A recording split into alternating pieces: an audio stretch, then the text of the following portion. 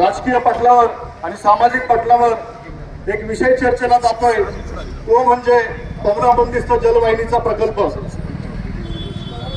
खरं सांगायचं तर मला स्वतःला या पवना बंदिस्त प्रकल्प जलवाहिनीमधलं खूप कमी ज्ञान आहे.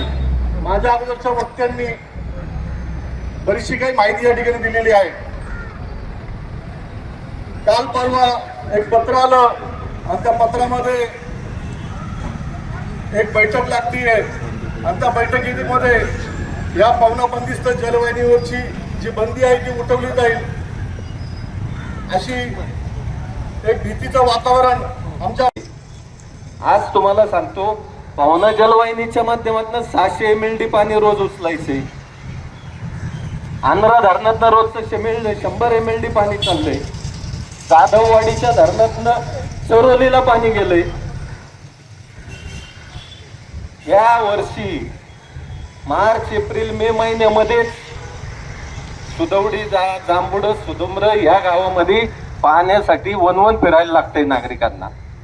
आज मावळ भागातील सगळ्या भागामध्ये आज कामशेट पासून पातरगाव पासून पुढे जर वरती गेलं लोणावळ्यापर्यंत तर 4-4 दिवसानंतर पाणी सोडलं जातं.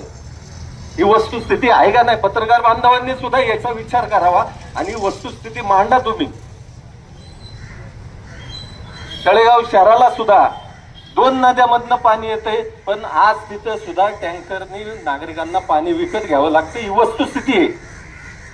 आज आपलं तीर्थक्षेत्र देहू तीर्थक्षेत्र आज जगामध्ये पूजनीय मानलं जातं, पण आज त्या देहू क्षेत्रामधली तीर्थक्षेत्रामधली नागरिक सुद्धा इंद्रायणीचं पाणी पित नाही. ही वस्तुस्थिती आहे. फक्त वापरण्यासाठी ते पाणी इंद्रायणीचं वापरलं जातं, नाहीतर पिण्यासाठी ते पाणी वापरत नाहीये. कसं राहील? आता यात आमच्या तालुक्यामध्ये जर चांगलं निसर्ग आहे तर याच्यात आमचा काय दोष आहे? आमच्या इथं सगळ्या निसर्गाची देणगी आम्हाला मिळालेली आहे. आम्ही अनेक धरणं टाटाला त्या ठिकाणी दिलेली आहे. 5 धरणं टाटाच्या ताब्यात आहे.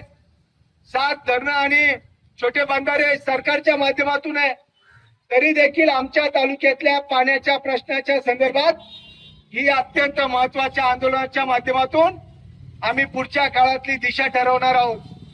3 तारखेच्या बैठकीमध्ये जी चर्चा होईल त्याच्या अनुषंगाने मावळ तालुक्यातली आमची कृती समिती आणि शेतकरी पुढची दिशा ठरवून त्या ठिकाणी सरकारच्या संदर्भातली भूमिका आम्ही स्पष्ट करू अशी मागणी आमची त्या ठिकाणी असणार आहे.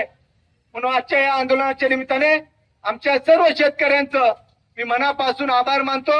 आलेल्या सर्व संघटना, पक्ष, पत्रकार, त्याचबरोबर पोलीस प्रशासनाचं या ठिकाणी आभार मानून थांबतो.